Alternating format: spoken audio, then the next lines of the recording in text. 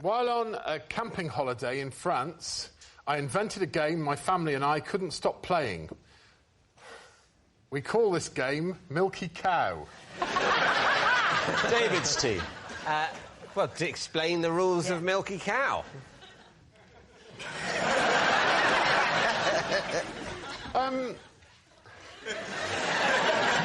I feel I should probably start with the origin of Milky Cow. Would you... No need, just get straight to the detailed rundown of the rules, and then we can do the background later. Milky Cow is essentially... Don't look at me. It's a test of the strength of your lungs, really, because a player in Milky Cow would breathe in as deeply as they can and then breathe out whilst constantly saying the phrase Milky Cow. Mm-hmm. If you stop, then you're out. This is working, right? Yes. So the person who continually says Milky Cow for the longest is the winner. Right. So if let's say, imagine we're your family camping. We weren't camping. We were in a hotel, Claudia, but carry on. If you want to revert back to your car... Hey, hang on. Yes, refer back to your card for a moment. Oh, we were camping, yeah. You might want to keep that face up. First rule of Would I Lie to You, always keep the card face up.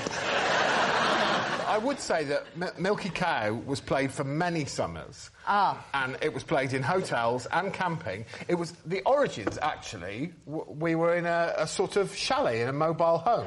Can we play Milky Cow? Absolutely, Let's play it. So, go on. I'm going to... You're not going to ask me, so I'm going to tell you the origins because it's relevant. My sister saw a lady on the same chalet area in the south of France. Yeah. And she was a perfectly normal-looking girl, but my sister said, look at that Milky Cow. And when we all looked at her, she had quite bovine features. Every day we saw her, and Milky Cow became exaggerated every time we saw her. So the first time we saw her, my sister went, look at that Milky Cow. We all went, oh. And maybe on the third or fourth day... Yeah. My sister just naturally went, Milky Cow. And then we all started driving past her and going, Milky Cow. And as the days went on, it became Milky Cow. Eventually... Oh, I've been on this show for 5 minutes, I already feel insane. Eventually, it became a test of who could say the longest. Right. So, do you want to... Of course. Play? Well, you say that it's addictive, so I imagine if I start now, I'm off. Yeah.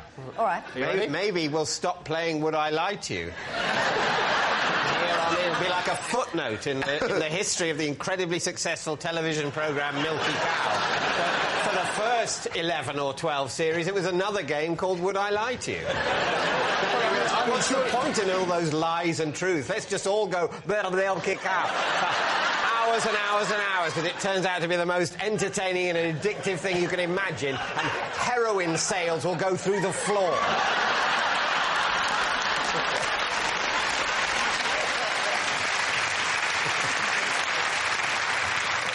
Greg, over to you. I feel a little on the ropes after that. Ready? OK. 3, 2, 1, breathe in. It's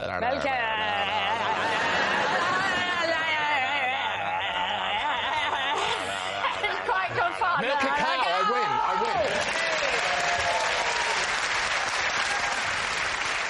win. We're agreed, then, that Milky Cow is a brilliant game. Awesome. The question is, was it invented several years ago in the south of France, or was it invented a few minutes ago here? You think it might be true? Well, I mean, it's false. Most deaf. You're chatting, bro, but I think you developed an amazing game on the spot, so, I mean, if there's half a point for that, I don't know how it worked, but yeah. There are no bonuses for product development. I think it's unlikely to be true. Yes, agreed. Are you saying lie? You happy to go lie? Yeah, of course, You're chatting, yeah. OK, you're saying lie. Right. Greg. Lie. Milky Cow. Yes. The south of France. A mobile chalet. Truth or lie? Well, I am delighted to introduce Milky Cow to the national stage? Because it's true.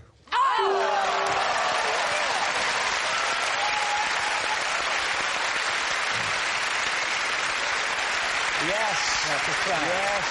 Rejoice, it is true. Greg did invent a family game called Milky Cow. Dear me.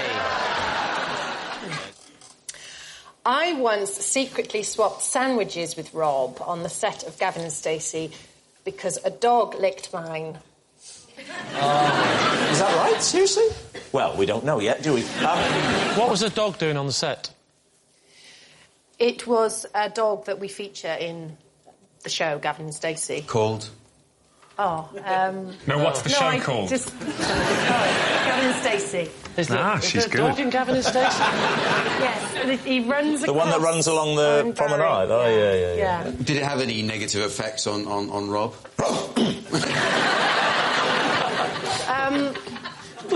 Do you think that's the sort of effect it's likely to have? A dog is linked that you would slowly become a dog. I think it's been more some sort of bacterial infection than actually morphing into a canine. Well, here's the thing. A young student in America, Peter Parker, got bitten by a radioactive spider. What was the sandwich? Cheese and onion. And you let me eat it? Well, it was a bit of a bet. It was a... Look, so everybody was in on it? It's prompted a confession in me. We're having people over for dinner, and our dog got onto the table and started eating one of the starters, but while everyone else was having drinks.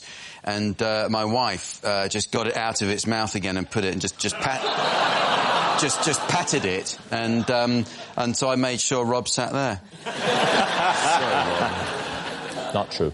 No. Never been to his house. No, never will.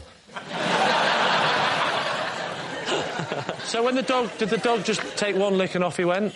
It was the sandwiches at tea time, that come at tea time. Let's call them the tea time sandwiches. What? You heard. And there's a big platter of them. I put some on my plate. I put it down to go make myself a cup of tea.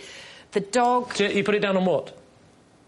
It was one of those, those big tables, trestle tables. Anyway, I saw the dog out the corner of my eye lick the sandwich. You said a trestle table, though. Trestle tables are quite reasonable. They're not coffee tables, they're high up. That dog must have actually got up on the table. No, but it was a big dog. Oh, he's got rabies! I am. Look at this. It's coming out now that I know about it. I think we should move on because Rob wants to go for a walk. I'm amazed I've been allowed up on the furniture, to be honest. Lee, on that note, let's take a guess here. I think Ruth is too nice to have done this, but on the other hand, there's a little bit of guilt there. There's a little bit of guilt. Come on, it's hardly the JFK conspiracy. A dog licked a sandwich. I believe that would happen. Not JFK. That's a no-brainer. Yeah.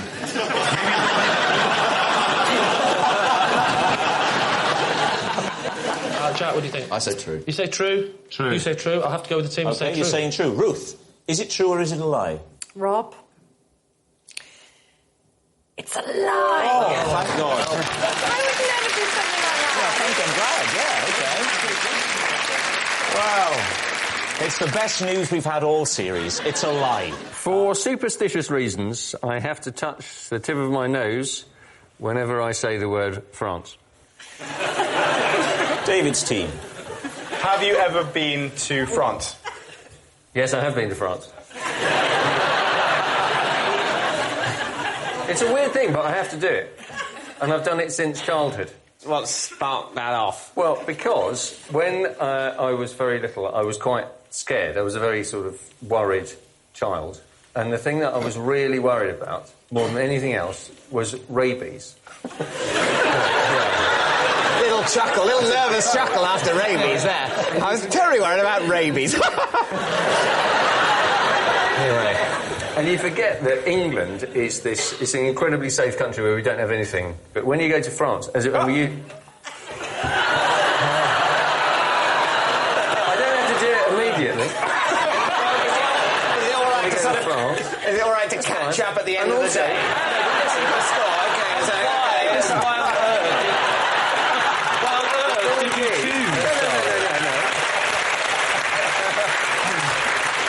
When I was a child, because I was so scared of rabies, and we used to go to France quite often, I thought that it would kind of ward off rabid dogs. It's one of those sort of weird childhood... How did you learn about rabies as a child, then? The hard way. I've learned a lot about rabies, or as the French, and if I say French, I don't have to do it. If I say France, I do have to do it. But what the French call la rage, which is rabies, and I genuinely thought it would ward off, it would give me good luck. Because I'm slightly superstitious, that's all. So, what do you think? Truth or lie? Well, it's possible, but unlikely. I do think the one time you said France and forgot to touch your nose... But that's because I'm an adult, and I don't... I don't think it's plausible at all, actually. It sounds absolutely ludicrous, and I can't imagine anybody wanting to do it. We're not going to ask you to mark him, by the way. We're not going to ask you to hold up a number. You think a lie? I think it's a lie. You're saying it's a lie? We're saying it's a lie. OK, Hugh Dennis. Were you telling the truth or telling a lie? I was telling a lie. Yeah! Yes, it was a lie. Hugh does not have to touch the tip of his nose whenever he says the word France. I have actually been fired by Alan Sugar.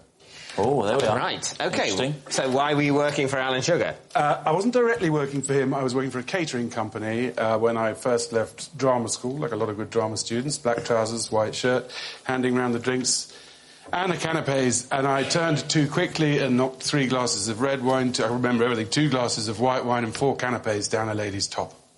And the lady was? Angry. Cross. I'd no idea who he was until years later when I saw him on the telly, and I thought, that's the... who fired me. So was he standing next to... Yes, it was his do. He was the host of the do, and I was summarily dispensed with. Dispensed of or disposed with? Dispersed. Yeah. Tossed off. Thank you. What's the name of the catering company? Oh, God, Mayflower. Well done. you were the one that remembered it. Yes, I know. It's good that he can pat himself on the back of it. Yeah. Well done. It was Martin a long time ago. Well done. Yes. This is where I live. Well done.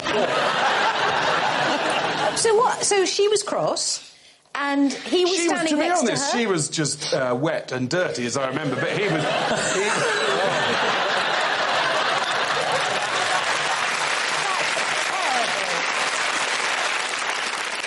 No, she was just busy with dealing with, worrying about her clothes, and his summary firing of me was a sort of display for her benefit as much as anything. So he was right there, and he did it himself? Yes. And Did he use his catchphrase? He's a lovely man. You're fired. Did he do that? You're thinking of Rocky Balboa, I think, aren't you? You're fired. You fired, Edwin. You fired. Please, that's a very good Rocky Balboa, but doesn't he really sound a bit more like this? Hello, very much. Hello, time.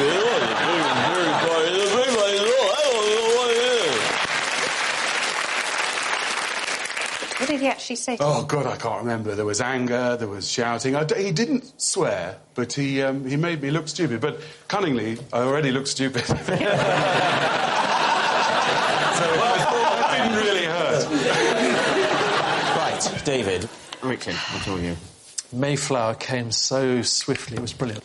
I think Mayflower sounds very much like a sort of outside catering company. But do you think that if you're the guest who's been spilt all over, wet and dirty, that he would have turned round and said, "You're fired"? It's a very nasty thing to do, because it's only an accident. And you were 20. You were full of apologies at this moment. Of course I was full of apologies. I had some spillage on me, but I didn't, bang on Didn't about blame that. her. That was probably a wise course not to go, "What are you doing, you stupid bitch? Standing right in my way!" He's telling the truth. You think he is telling the truth? I think he is telling the truth. What do you But think? he is a brilliant actor. Yeah. Thank you. Well, he's an actor. I mean, with the greatest respect, we're not talking about Robert De Niro, are we? It's Martin Clunes. I mean... Is he going to do Robert De Niro now? I can't do him. Go on, have a stab. Have I got Pacino for you? No, I said Robert De Niro. Robert De Niro. Come on, cocky.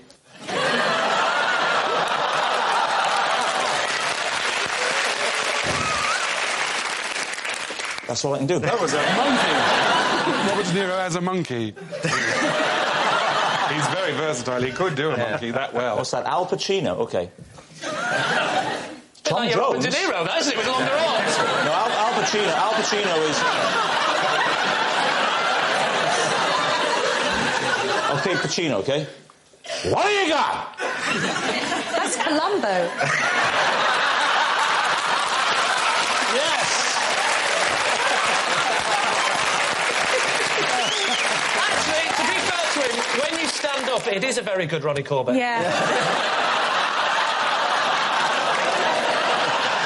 So who's guessing? If that ends up in the show, I'm gone. Come on, everybody. Let's have a guess. Well, I think you instinctively think it's true. I'm going to go with true. Well, I haven't got a clue. So. I can only go with Fern. I think yes. Let's go with you. OK, we're going with Fern, and you're saying that it's true. Martin Clunes, our greatest living actor. Were you telling the truth or were you telling a lie? I was telling a porcupine.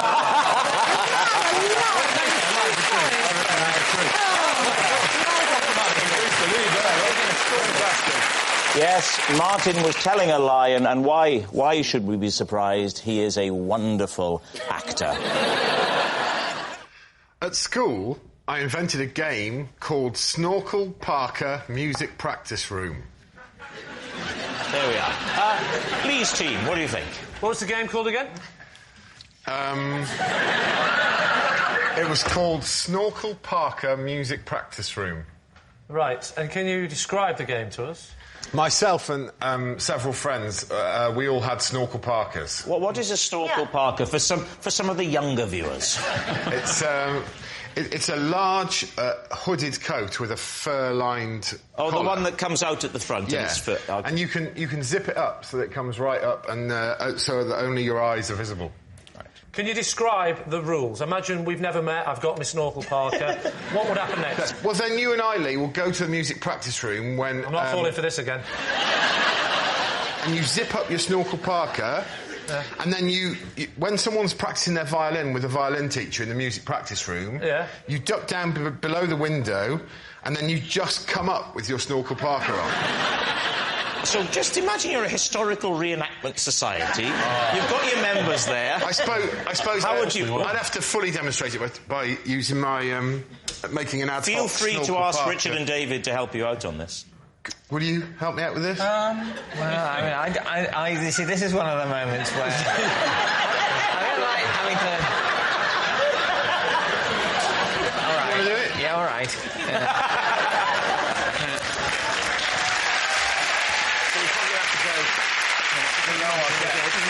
Below our desk. Yeah. All right. So if you imagine that this was the music practice room and there was someone in there having a lunchtime violin lesson, you would wait until they were in mid-tutorial. And right, I'm picturing it, yeah. And then together, after three... OK, yeah. 1, 2, 3...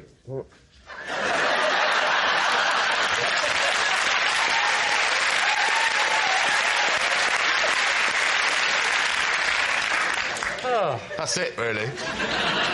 Was the secret to the game the fact that they never knew who you were? They wouldn't know who you were because there's only your eyes showing. And he'd tell you to go away, so you would all duck down away, and then you'd leave it for a minute. And then come back and then you'd just come back up again, What age were you?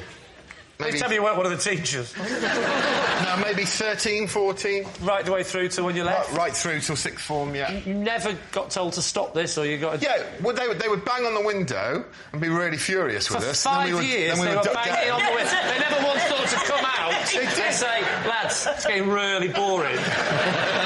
But you see... I know you are, Greg, because you're 8'6". But just out of interest, by show of hands, who would like to play Snorkel Parker Music Practice Room?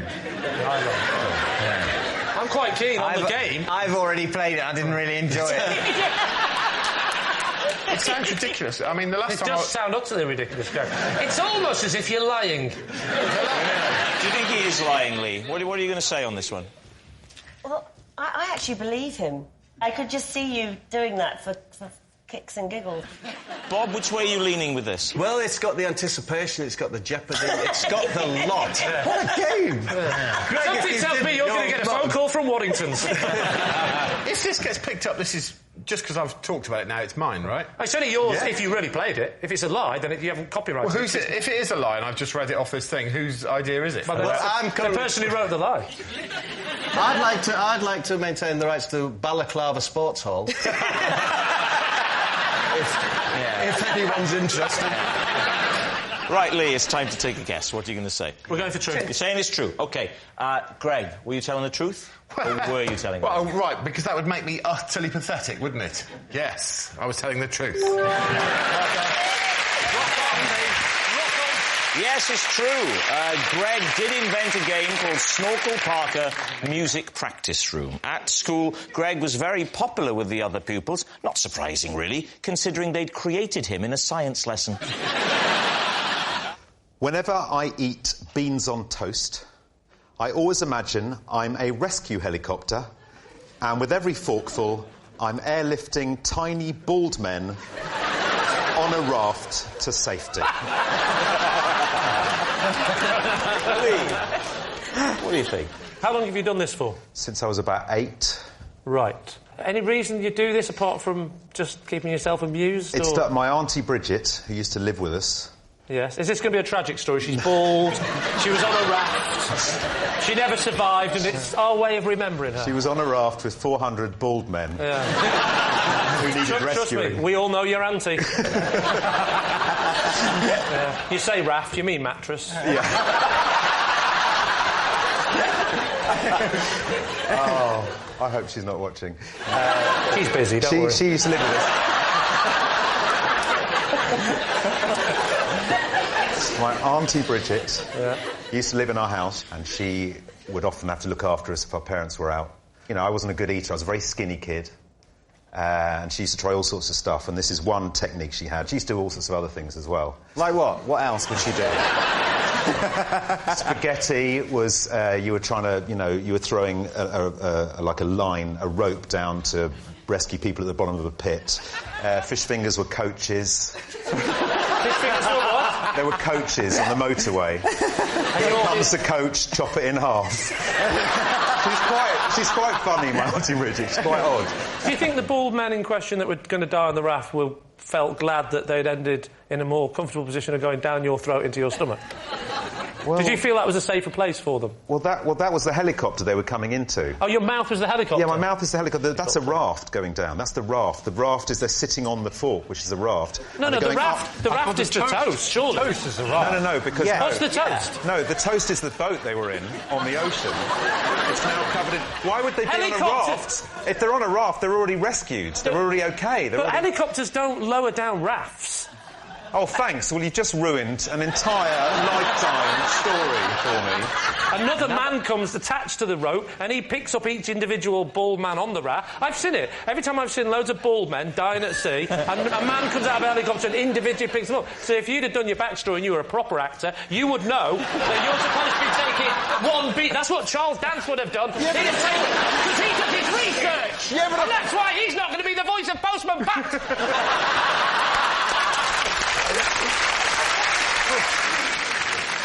So what do you think? What do we think, Charles? Are we buying this story? Reluctantly, I think I am buying this story. You think it might be true? I do actually think it sounds quite realistic. I think that in a child's brain you might make up all of these scenarios. I don't think he was eating the beans. I mean, look at his hair. He was only eating the crust of that toast. We think it's true, don't we? You think it's true? Yeah. Charles says it's true? Yeah. I'll go on and we'll say it's true. You're saying it's true. Stephen Mangan, truth or lie? It is, in fact, a lie.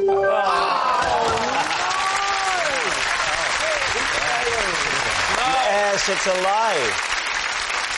When eating beans on toast, Stephen doesn't imagine he's a rescue helicopter airlifting tiny bald men to safety. I once had to explain to the police why I had 2 coffins in the back of my van.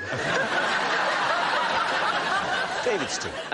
Imagine I'm the police. Why have you got 2 coffins in the back of your van, sir? Well, I was doing a touring play at the time, and there was vampires in it. Yeah. So we had 2 coffins in the back of the van as props. And we were actually in Germany doing this play called Neighbours with Long Teeth. And things never translate from English to German. Why did the police stop you? Well, unbeknownst to us, the head of the Deutsche Bank had just been assassinated in Frankfurt. Right. And they were stopping everyone. And so they were pulling over basically all vans. They were looking for anything dodgy, basically, I guess. Right. Where were you? Which city? It was just outside Frankfurt. I live there. Do you? Yeah. So they pulled you over. Machine guns, everything. Very, very serious situation. Yeah. And we had to explain the plot of our play, Neighbours with Long Teeth. Because you speak a bit of German. So Yeah. you were the... How many of you were there? 3 of us. Oh, you should have said 9. What sort of venues are you touring around? Schools. Schools. So... The plot went that I was a sort of young 17-year-old schoolboy who'd fallen in love with my neighbour who was a vampire. And she came up out of the coffin, and that's where we first met. And what was the other coffin for? The other coffin was for her parents, her mum or her dad. I think they shared, because they're a married couple, they're allowed to... I mean, to be fair, Moxie is loving this show.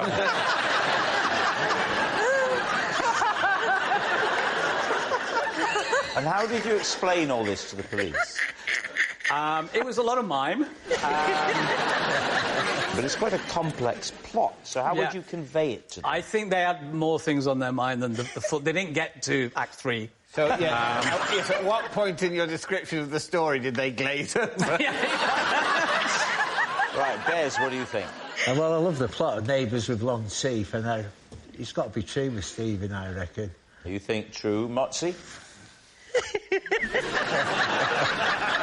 You don't think any of this is true, do you? You don't think this is really happening? But don't you remember when the president of the Deutsche Bank was assassinated in Frankfurt? When did this happen? It would have been late 80s. I just born. Like, So you're not a suspect? That wasn't a big part of your childhood. Kind of. Let us tell you the story of the president of the Deutsche Bank. Well, what's it going to be? Well, I live around Frankfurt area. I mean, even if I wasn't there in the 80s, I think I would have heard the story. How old were you when you went to Germany? 18. You arrived in Frankfurt over 20 years after Steve's van was pulled over. I am not surprised they didn't mention it. But this is a story. This is culture. You carry that on.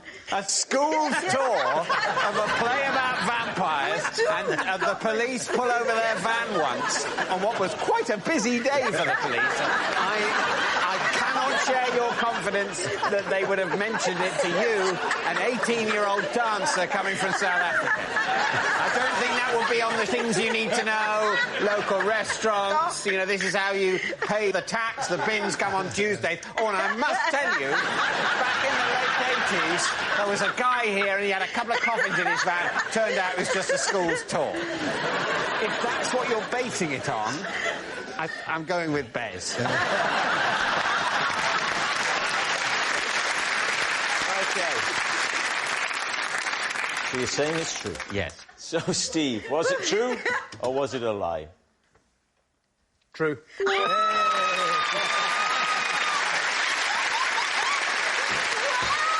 they never mentioned it. I'm moving out. No. I once had a fight whilst dressed as a Christmas elf. David's team. All right. Where were you playing this elf? I worked in the grottos in regularly? Manchester, Wigan and Bolton. And I did it for several years. But the problem is, every Santa that you have, they've all got their own issues. They're very narcissistic individuals. And if you're stuck on a shift with a Santa who's a bit of a plonker, it's a long day. And this particular day, he kept saying things like, I'm not just a Santa Claus, I'm a family therapist. You know, stuff like that. But, you know, so it was a stressful shift, and he was really irritating me. So I'd gone out for a cigarette, and I got in trouble for having a cigarette in my uniform, Well, which paint annoyed a picture for us of this elf uniform. Well, it was an elf hat and, you know, an elf suit, really. That's just... That's not really painting a bit. All I could right. have said elf hat and elf suit. All right, well, half of it was red and half of it was green. Just the usual... All right, have it your way. How many fags did you smoke? I don't know. I mean, to be honest, you smoke in the day, but you never get enough breaks. And even when I quit smoking for a bit, I'd always go, I'm going out for a ciggy, because you're only allowed a fag break. You're not allowed a break. Yeah. What if you just want to stand outside and live a bit longer? That's not allowed. So I kept the uniform on, went for a cigarette, got in loads of trouble. And then another elf was like, oh, we've got to get out of here. Let's get to the pub. We needed this, me and this girl. I was a small elf, you know, 5'3". I looked like an easy target. I got quite a bit of abuse. Christmas elf! And after a bit, it got quite irritating. Anyway, I ended up getting into a rough and tumble with this one woman, and it got very... We're on the floor, rolling around.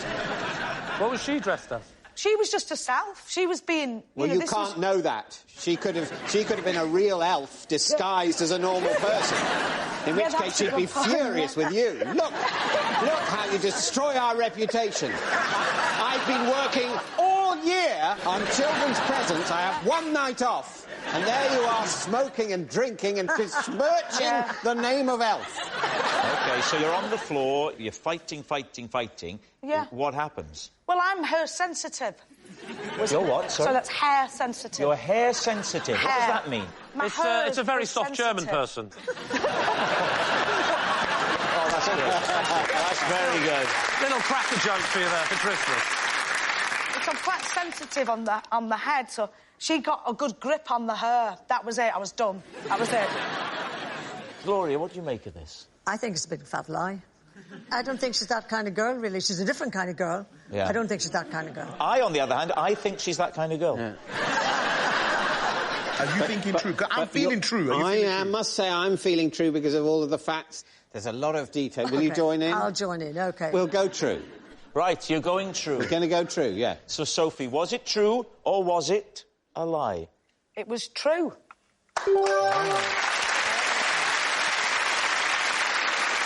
Yes, it's true.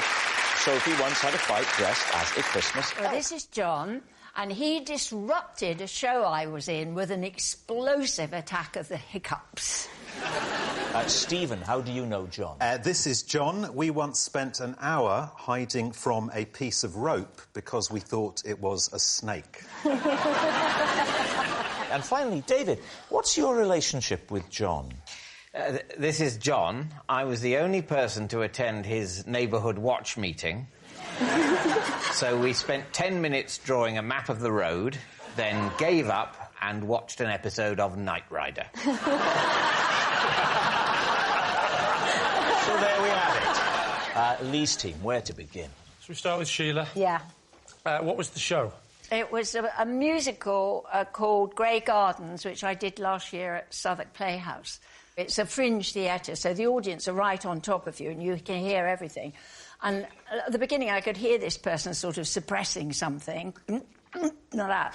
And then there was a really quiet moment, and he had the most terrible attack of hiccup. It was just like as though he was choking almost. So eventually... Sorry, eventually? You thought he was choking and you did something eventually? No, I knew he wasn't choking, but he was making a choky-type noise. OK, all right. So I had a glass that was supposed to be whiskey but was actually water, so I went over to him and I made him drink out the back of the glass and the audience were applauding like mad. What was your character? I was playing this old lady, and it's the story of these two women. They were discovered surrounded by cats and animals. They're probably locked out. Stanley. I'm curious as to how long it was before you stopped the show. I mean... Well, I let it go on for about 2-3 minutes. And what were you doing at the time? I was singing. I was trying to sing. You were in the middle of a song? Yes. What was the song, Sheila? So I love you, I love you. It's a song that she sings to her daughter. It's a very poignant moment. But you can't do a poignant moment with someone going... No, I'm kind of surprised. To be honest, I'm kind of surprised that John didn't take it upon himself to leave the theatre. He was embarrassed, poor darling. He's stuck in this show. So you thought you'll help him with his embarrassment? I sort of by did. making him drink upside down with a glass of water. No, I knew the audience were getting really aggressive with him. As What were they doing? Well, But you said they were they're going getting shush, shush, like that to it. But they must have known that it's an involuntary action and he's not doing it deliberately. Audiences are like that. If in a lovely moment they were enjoying the show and suddenly this idiot's going... And he's going... Are you sure it wasn't like the house version of the song? It's a bit more garage. Is that what you think house music sounds like? and I quote... I would say, of all the genres of music, although house isn't close, it's the closest. Unless you can tell me what that is closer than.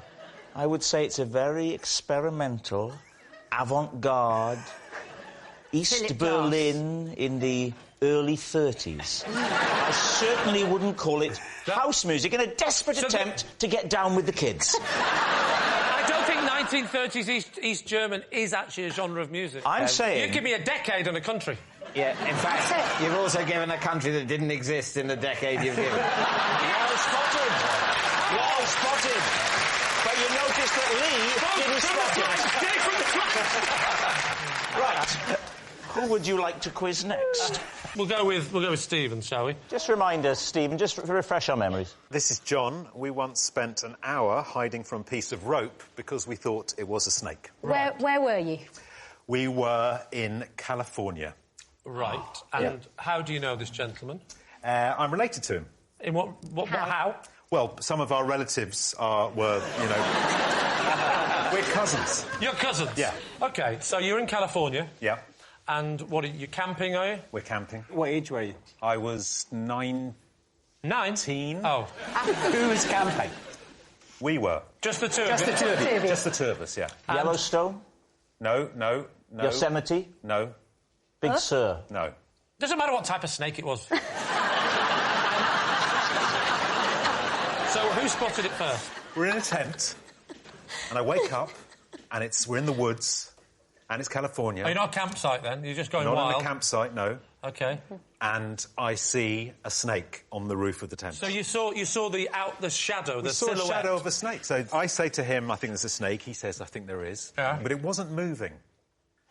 But we watched it because we thought maybe it was asleep.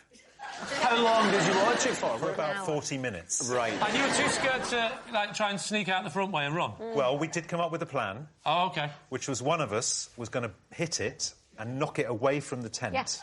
And then it would fly away and then we'd dash out the tent. Hit it with your bare hand? I think it was a pillow, actually. You took pillows camping? Glamping. Don't you? So one of us hit it. Yeah, with the pillow? And the snake flew up in the air and then landed right back down on top of the tent. When it's settled and it was still again, you now know it's definitely not a live snake. No, we think it may have been stunned. Which one of you hit it? I'd be lying if I said I remembered. Probably John. Probably John. Probably John. I mean, it's not easy to remember blood relatives, is it? So what happens next? We decided one of us had to dash out of the tent and then see what the situation was. And who did that? And John very bravely said he would do it. So quietly we got out of our sleeping bags and to get him a quick exit I helped open the flap and he jumped out. And then he turned around and he went, "You won't believe this. It's a rope." OK. Mark, you seem to find a potentially life-threatening situation rather amusing. Can I ask Stephen, where did this rope come from? It was on the tent. It was just a rope on the tent. Ropes on tents are really thin. They're not like... Very thin They've not got snake. the girth of a snake. It wasn't a snake like that. No, it was a piece of rope like that. How could you think that? The most you can figure of is a worm. Yeah, but also, you've got to remember... There's a worm! Quick, get my pillow! It's also early morning, so the sun is just coming up, casting Snakes a are long lot thinner shadow. in the morning, aren't they? It was early morning, they fatten up during the day. That's a little thin bit of road. That's nothing like a snake. Unless you'd have said the shadow had somehow made it look That's what I'm bigger. saying. It's early You didn't morning. say that. It's early morning. The sun is low. I said that. He did say that, made it although... look... I don't... I mean... Sometimes Lee doesn't totally listen to everything other people say. It is true. That is a fair point. OK, now, what about David? David. So remind us again, David. I can't remember. I was the only person to turn up at John's Neighbourhood Watch meeting and then gave up and watched an episode of Knight Rider. How well do you know your neighbour? Not very well, but a bit. There'd been little... a sort of photocopied note had gone round about this meeting. A photocopied note? It's email these days. Yeah, but how do you know each other's emails before you start Neighbourhood Watch? Well, they've started. The party's in it. No, but this is before this. This is the first meeting, yeah, isn't it? it's the first meeting. Oh, I do apologise. Sorry, carry on. Sorry, I must apologise about Rob. Sometimes he doesn't listen.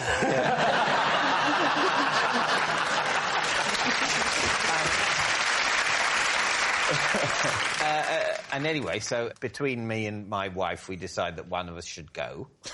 And we thought that it, and she thought it should be you. And it turned out I thought that too.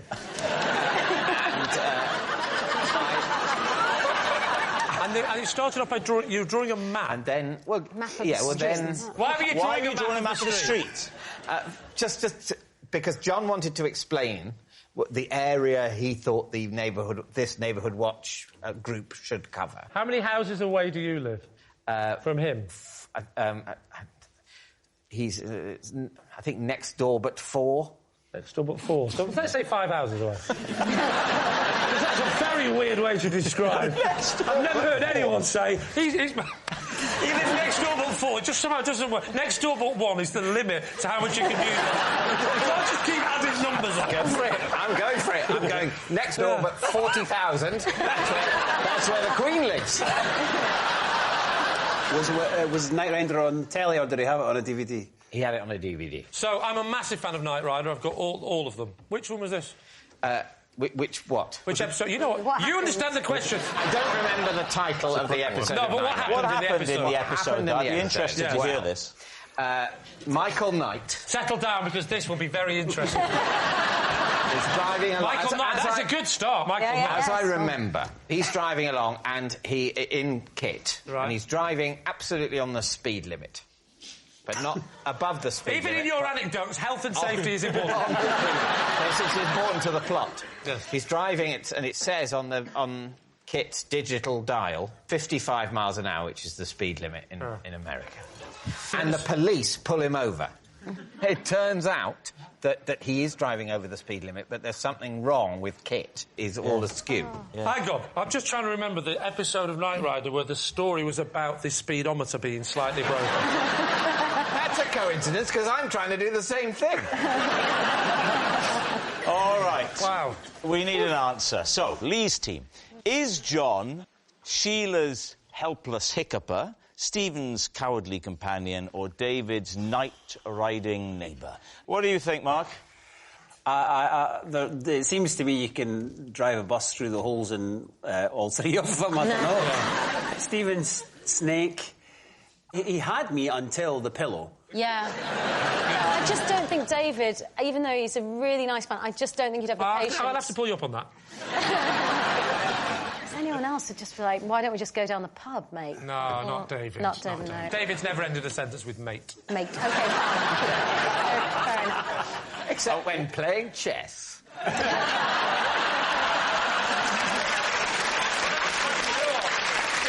for you, David, that was quite middle class. Yes, fair enough, you've won, mate. And what about Sheila, the fringe theatre with the hiccups? If I had the hiccups for 2 or 3 minutes, I would leave.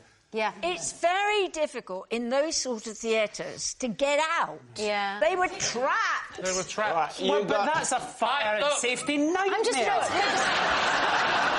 Right, who's it going to be? I think it's Sheila. What do you think, Mark? David. Do you think it's David? I mean, I think it's Stephen. Lee Mack, make a decision. Be a captain. Right, my decision is definite and it's clear, and I'm not going back on it. Anita, you are deciding. Oh, God. I I originally thought Sheila, but I'm going to go with Stephen. You're going to go with Stephen? Yeah. Stephen? What are you doing, think? Rob? Stephen! Stephen. We're going to say Stephen. You're saying it's Stephen. I don't know why. John, would you please reveal your true identity? Hi, I'm John, and Stephen and I hid from a piece of rope.